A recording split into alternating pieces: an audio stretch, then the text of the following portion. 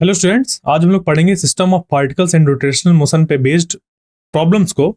इसके पिछले लेक्चर में हम लोग ने जो इससे रिलेटेड इंपॉर्टेंट फॉर्मूले हैं उनको पढ़ा था। आज क्या करेंगे हम लोग, आज उन्हीं पे बेस्ड जो हमारे कॉन्सेप्ट्स हैं उन पे बेस्ड हम प्रॉब्लम्स को सॉल्व करेंगे और इन प्रॉब्लम्स को सॉल्व करते हुए अपने कॉन्सेप्ट्स को भी मजबूत करेंगे और कैसे हम जल्दी से सॉल्व कर सकते हैं, कैसे क्वेश्चन को समझना है, इन सब बातों को हम लोग सीखेंगे। ठीक है, ये जितने क्वेश्चंस हैं ये हमारे कॉम्पिटेटिव एग्जाम्स, चाहे वो इंजीनियरिंग एंट्रेंस एग्जाम हो चाहे मेडिकल एंट्रेंस एग्जाम हो, सब में इस तरीके के क्वेश्चन पूछे जाते हैं। ठीक है, तो ये पहला क्वेश्चन है। इसमें दिया हुआ है two particles of mass 5 kg and 10 kg respectively are attached to the two ends of a rigid rod of length 1 metre. तो एक रॉड है 1 मीटर की, कैसी है, रिजिड रॉड है, यानी कि ये मुड़ नहीं रही है। एक तरफ इसके 5 kg है और दूसरी तरफ इसके 10 kg है। क्लियर।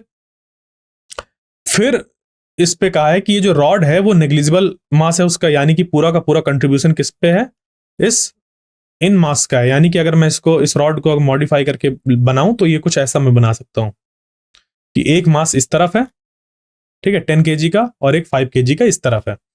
हमें बताना है the centre of the mass of the system from the 5 kg particle. इस 5 kg पार्टिकल की तरफ से सेंटर ऑफ मास कितना होगा ये हमें फाइंड करना है। तो मान लीजिए कि इसका सेंटर ऑफ मास यहां इस पॉइंट पर है, जो कि इस जगह से यहां तक x डिस्टेंस है, और टोटल हम जानते हैं कि वो 1 मीटर है। क्लियर। या इसको 100 सेंटीमीटर भी लिख सकते हैं, क्योंकि आंसर जो हम लोग का वो सेंटीमीटर्स पे है।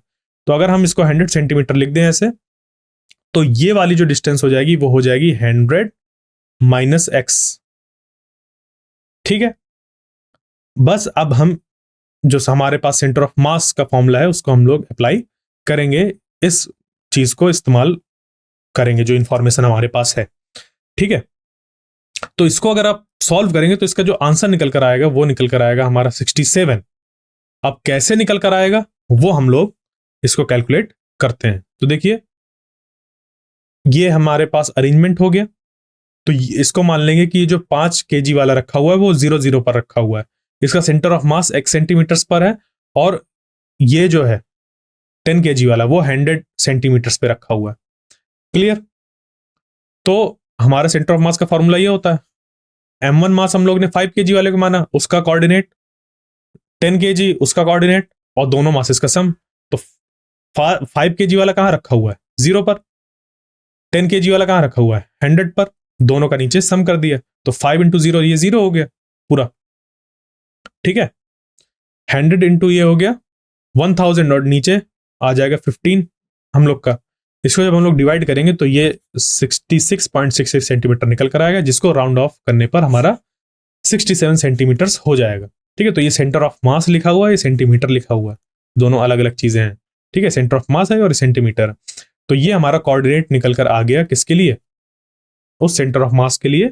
और इसको हम लोग ने किधर से मेजर किया है, जो हमारे 5 kg वाला मास था उसकी तरफ से। ठीक है, अब बढ़ते हैं आगे और देखते हैं इस क्वेश्चन को। Which of the following statements are correct. इसमें ये देखिए, कहीं ना कहीं ये आया था, ये किसी कॉम्पिटिटिव एग्जाम्स में ये क्वेश्चन आया था 2017 में। ठीक है, मैं इसको इंजीनियरिंग और मेडिकल दोनों जो एग्जाम्स आते हैं उसके लिए बता रहा हूं, ये कहीं पर भी हो सकता है, तो इस पे मैंने मेंशन नहीं किया कि कहां का है ये क्वेश्चन। ठीक है, तो उस पे कोई प्रॉब्लम नहीं है, क्योंकि जो क्वेश्चन है आते ऐसे ही हैं। तो which of the following statements are correct. Centre of mass of a body always coincides with the centre of the gravity of body.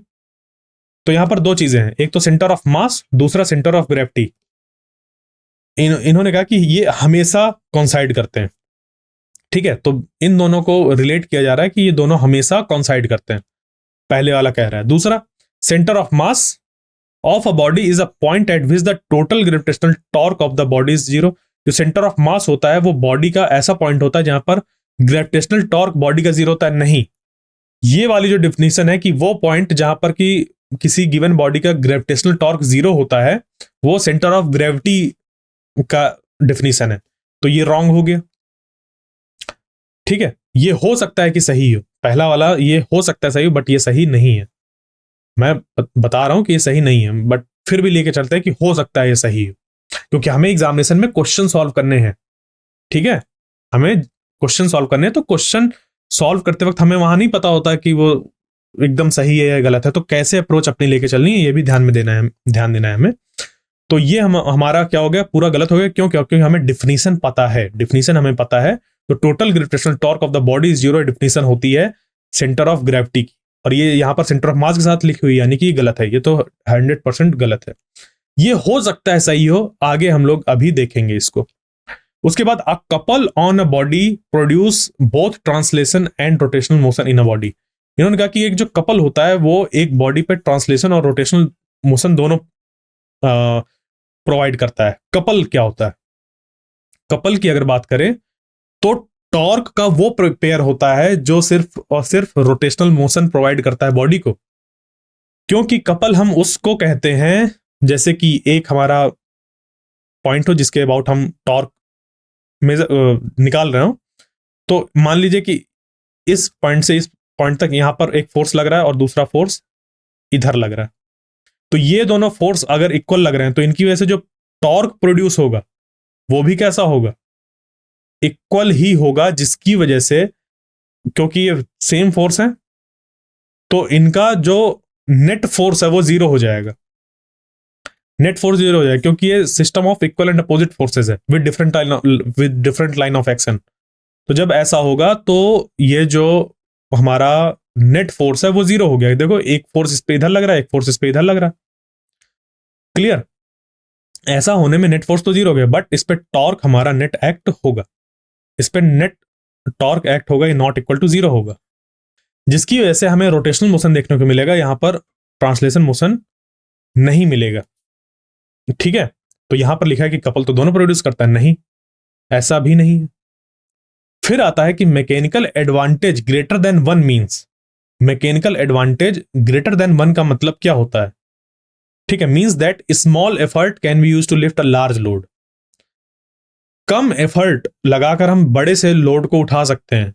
तो नाम से ही पता चल रहा है मैकेनिकल एडवांटेज, और ये लीवर्स वगैरह पे इस्तेमाल होता है। जैसे कि हमारे पास एक, मान लीजिए फ्रिज है, उस फ्रिज को हमें लिफ्ट करना है, तो हमें मान लीजिए हल्का सा इसको उठाना है, हाथों से हम डायरेक्ट इसको फ्रिज को उठा नहीं पा रहे, तो हम क्या कर सकते हैं कि इसके नीचे यहां पर रॉड एक लगा दें, और इस रॉड के नीचे यहां पर कुछ रख दें, और ये रॉड लंबी सी है, तो अगर यहां पे हमने इसको पुश किया नीचे, तो ये जो इधर से है ये इसको इस तरह से ऐसे पुश कर देगा ऊपर।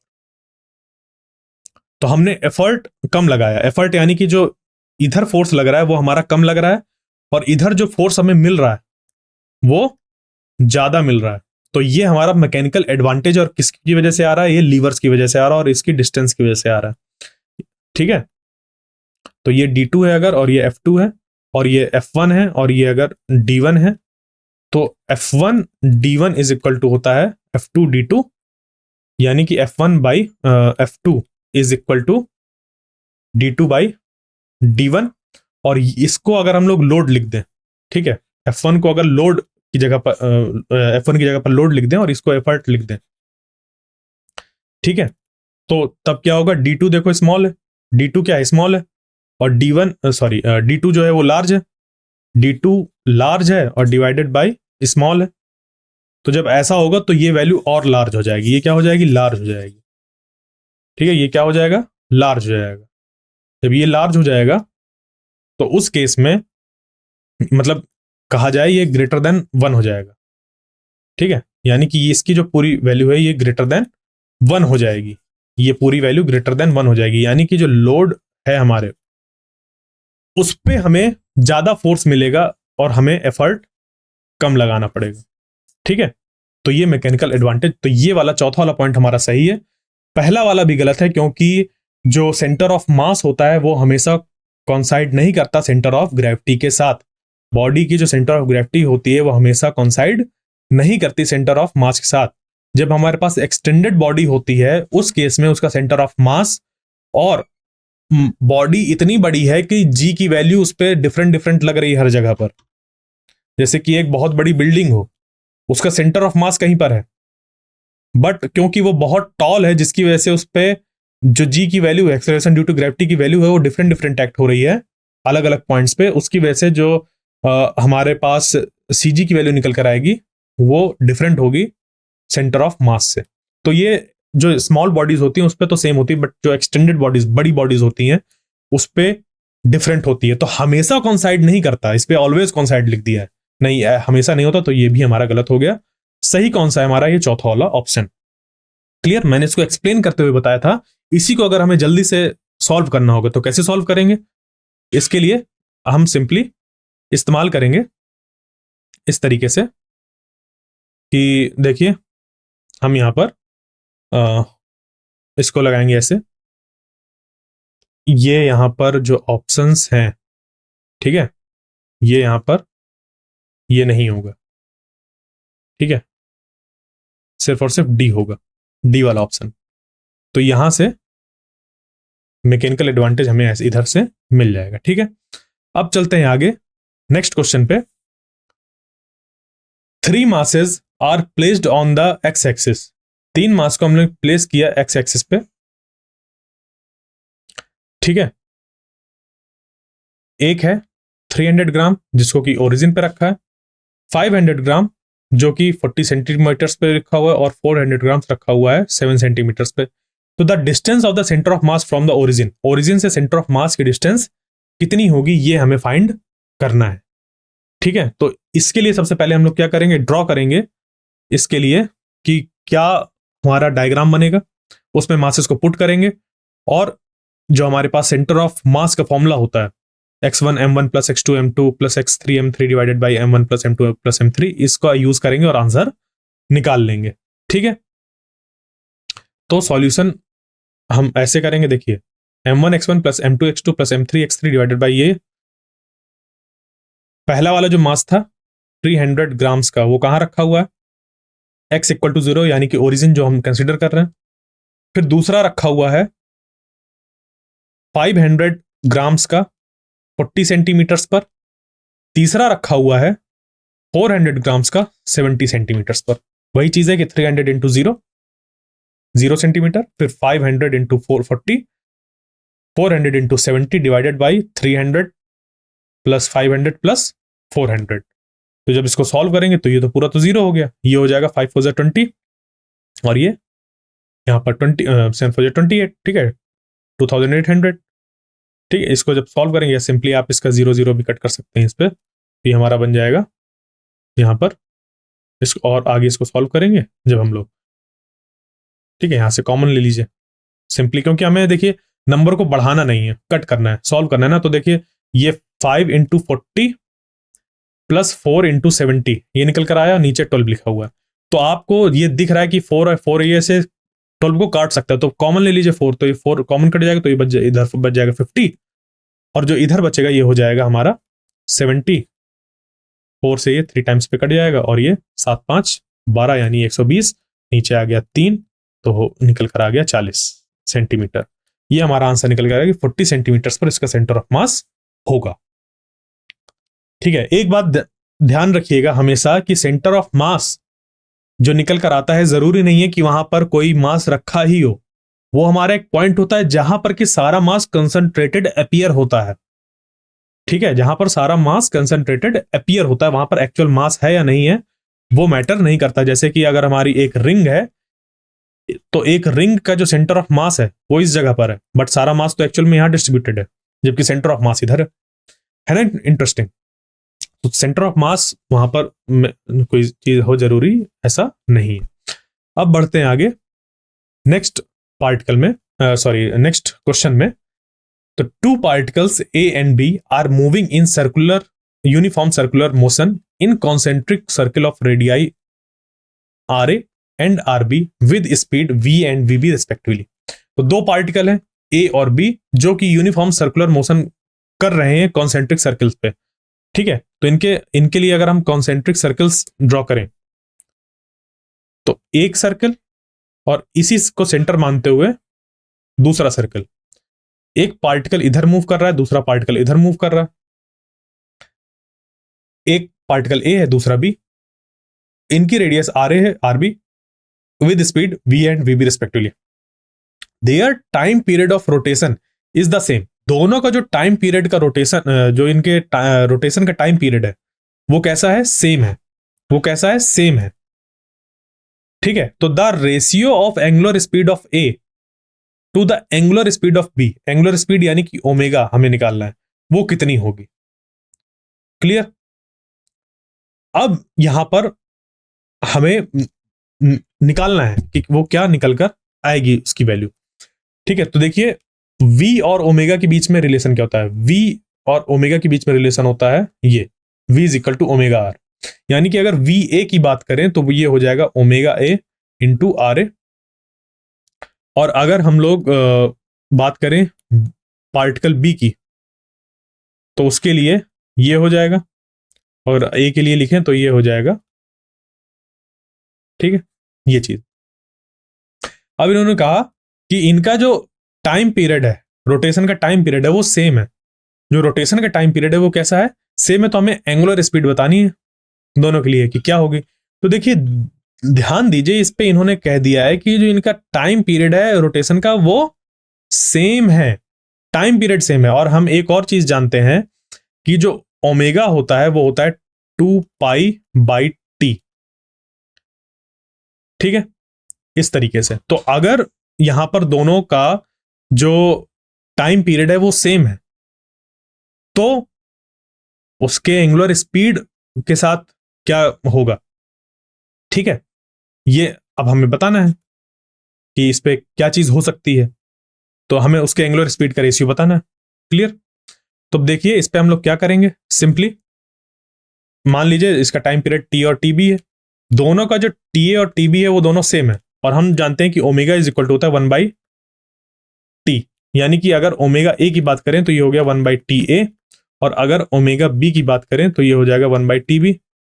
इसी को हम लोग लिख सकते हैं T A is equal to 1/ओमेगा ए, और इसको लिखा जा सकता है टीबी इज इक्वल टू 1/ओमेगा बी। ये दोनों सेम है, यानी कि T A equal to T B दिया हुआ है तो 1/ओमेगा ए इज इक्वल टू 1/ओमेगा बी। यानी यहां पर omega A divided by omega B का जो रेशियो निकल कर आएगा वो भी 1/1, यानी कि 1:1 निकल कर आ जाएगा।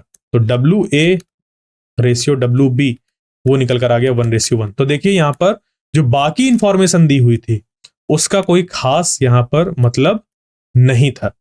तो इस तरीके के जो क्वेश्चंस होते हैं यहां पर टेक्स्ट को बढ़ा दिया जाता है, और इसकी वजह से होता क्या है, हमें लगता है कि बड़ा डिफिकल्ट क्वेश्चन है, बट कितना सिंपल सा इस पे कॉन्सेप्ट यूज हो रहा था, इसमें कुछ है ही नहीं, सीधा ये है।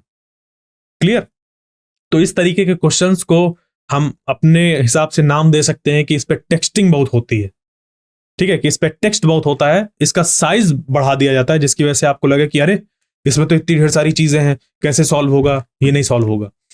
तो काफी क्वेश्चंस ऐसे भी होते हैं जिसपे कॉन्सेप्ट बहुत ही आसान सा लगता है, बट हम उसके बहुत ढेर सारे इंफॉर्मेशन को देखकर हर एक इंफॉर्मेशन को यूज करने के चक्कर में चीजों को अपने गलत कर लेते हैं।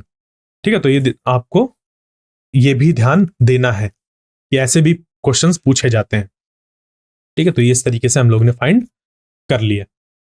अब आगे चलते हैं हम लोग, और देखिए यहां पर मैं इक्वल का साइन इसलिए ले रहा था कि वो जो बाकी 2π था उसको मैंने यूनिटी लेकर चला हूं। इसको आप प्रोपोर्शनलिटी का साइन भी दे सकते हैं, यहां पर कोई फर्क नहीं पड़ेगा। 2π को मैंने यूनिटी मान लिया है, 2π की वैल्यू क्या मान ली है, यूनिटी मान ली है, तब इसको सॉल्व किया। क्योंकि देखो 2π आखिरी में जाके कट ही जाना था, इस वजह से मैंने 2π को लिखा ही नहीं, वरना इसका जो फॉर्मूला होता है वो 2π/t होता है। तो आप ये मतलब कहिएगा कि गलत लिख दिया है।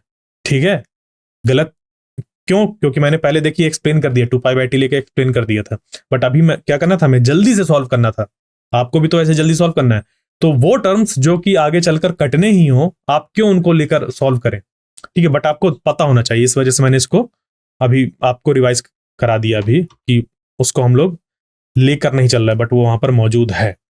ठीक है, तो अब चलते हैं आगे और अगला क्वेश्चन देखते हैं।